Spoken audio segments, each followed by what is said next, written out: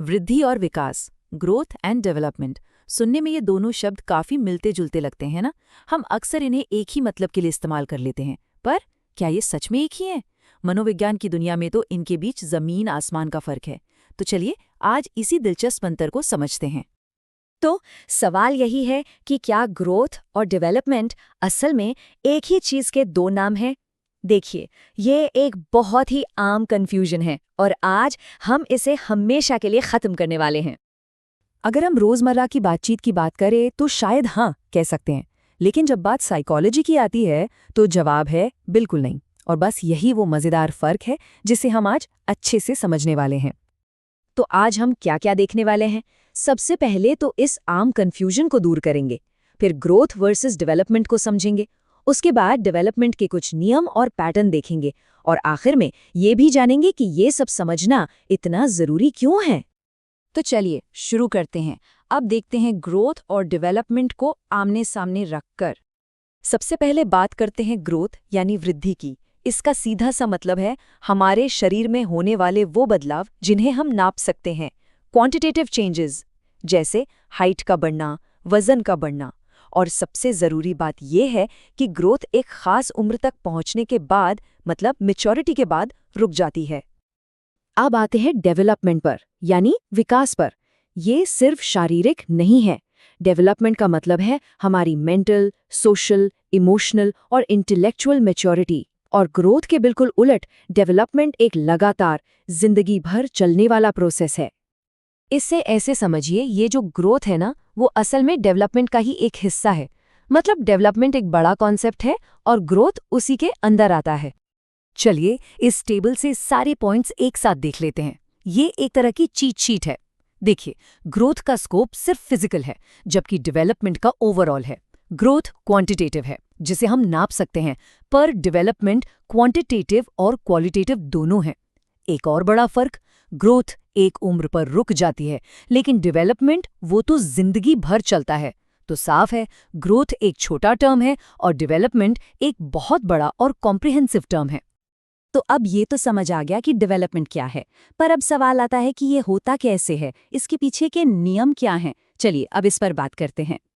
सबसे पहला और सबसे जरूरी नियम है निरंतरता का सिद्धांत, यानी प्रिंसिपल ऑफ कंटिन्यूटी।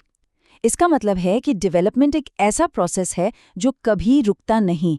ये माँ के गर्भ से शुरू होता है और कब्र तक, मतलब वूम टू टोम, चलता ही रहता है। हाँ, इसकी स्पीड कभी कम हो सकती है, कभी ज्यादा, पर ये रुकेगा नहीं। इसके अलावा कुछ और भी जरूरी नियम हैं, जैसे हर इंसान अलग है, तो उसके डेवलपमेंट की रफ्तार भी अलग होती है। ये एक धीमी प्रक्रिया है जो धीरे धीरे होती है, कोई जादू नहीं है। और सबसे खास बात, हमारा डेवलपमेंट हमारे जीन्स यानी हेरिडिटी और हमारे आसपास के माहौल यानी एनवायरनमेंट, दोनों के बीच एक कॉम्प्लेक्स इंटरैक्शन का नतीजा है। ओके, तो एक छोटा सा टेस्ट हो जाए। बच्चों में जो डेवलपमेंटल चेंजेस होते हैं वो किसका नतीजा है? सोचिए। बिल्कुल सही, ये हेरिडिटी और एनवायरनमेंट दोनों के बीच एक कॉम्प्लेक्स इंटरैक्शन का नतीजा है। अच्छा, हमने ये तो कहा कि हर किसी का डेवलपमेंट यूनिक होता है, पर इसका ये मतलब नहीं कि इसका कोई पैटर्न ही नहीं है। बिल्कुल है, ये कुछ तयशुदा पैटर्न को फॉलो करता है, बिल्कुल एक मैप की तरह। डेवलपमेंट की एक दिशा होती है, एक डायरेक्शन।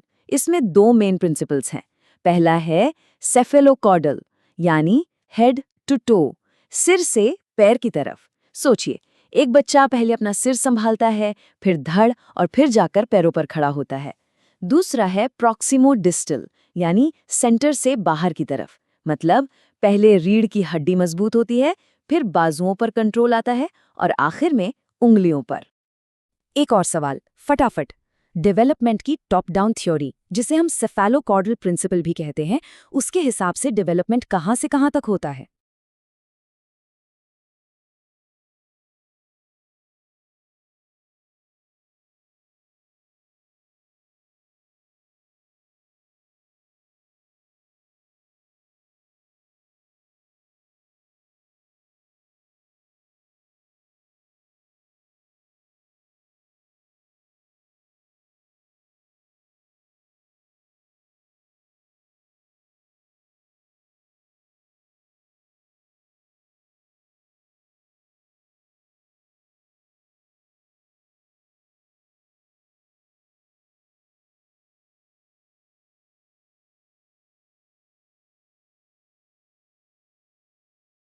बिल्कुल, सिर से पैर तक, हेड टू टो।